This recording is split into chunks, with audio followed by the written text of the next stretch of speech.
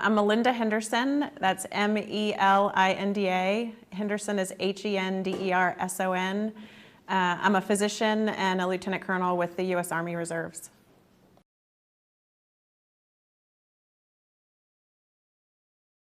Yeah, so I was fortunate. I grew up in the Army, so my dad was 30 years in the Army, and so I knew it kind of my whole life and always felt a passion and an interest in serving some way as well. My brother was also a Marine, and so it kind of ran in our blood.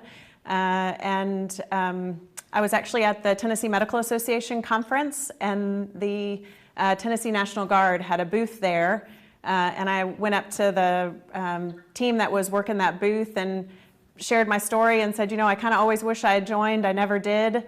And when at that point they told me that as a physician you can join later in life, there's an age waiver.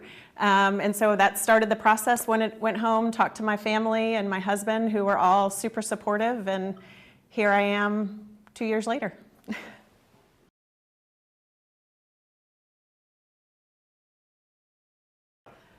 So as a reserve soldier, you know that you're always going to there's always a chance you're going to get called up when the time comes. And so I knew that I had been hearing that the Army was beginning to think about how we could support the communities that were most in need.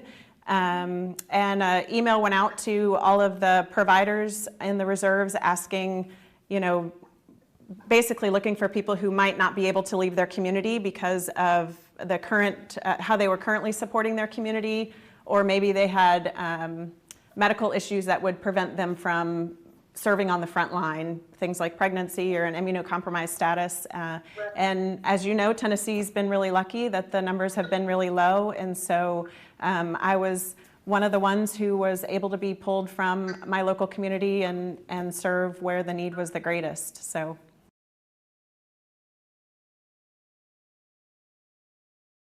Yeah, so we're part of the Boston Hope Hospital, which is one of the field hospitals set up at the convention center here in Boston. We are caring for folks who have already been hospitalized but still need additional medical support before they're safe to go back to their community living. So a lot of those folks need oxygen or physical therapy or monitoring of whatever their chronic medical condition was to get them back on their diabetes medications or their blood pressure medications.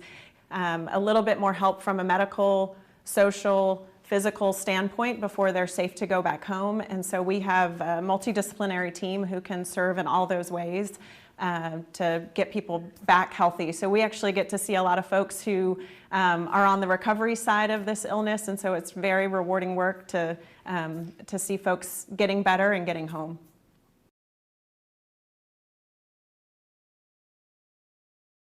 I'm an internal medicine physician first, but I also have added specialty in geriatrics. I did my fellowship in geriatrics there at Vanderbilt, and so that provides me with some extra training on caring for folks who are elderly and have multiple chronic medical conditions.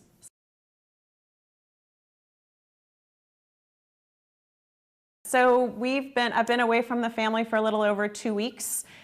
We've been in Boston for a little over a week, so we had some staging that we had to do to prepare to get to our site here in Boston.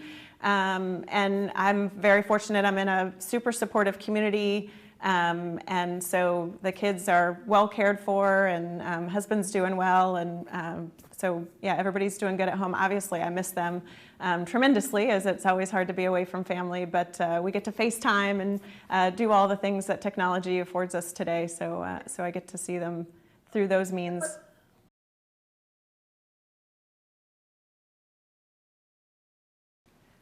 It's been incredibly meaningful. I think for many of the weeks leading up to being activated to join here, I was feeling this call that I needed to do something different than what I've been, you know, sitting in Tennessee waiting for what we didn't know was going to happen or happen. And so this has been very fulfilling and an honor. It's been amazing to work with the Boston medical community. Our partners at Partners Health have been really incredible The Massachusetts National Guard have been a great partner too, and I'm super thankful that I work for a company called CareBridge that's based there in Nashville, that they've been super supportive to allow me to be here, and really supportive of me being here, and so it's just been a super positive experience.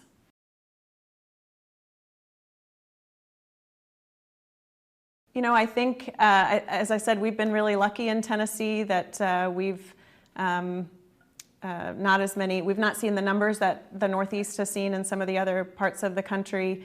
I think as a geriatrician, I want us to certainly continue to think about how we can best protect our elderly, who are certainly the ones that are most affected by this disease. So, you know, stay smart, wash your hands, keep those masks on, and as they start to open up, Tennessee, is my understanding, might be coming in the next couple weeks, to still be careful.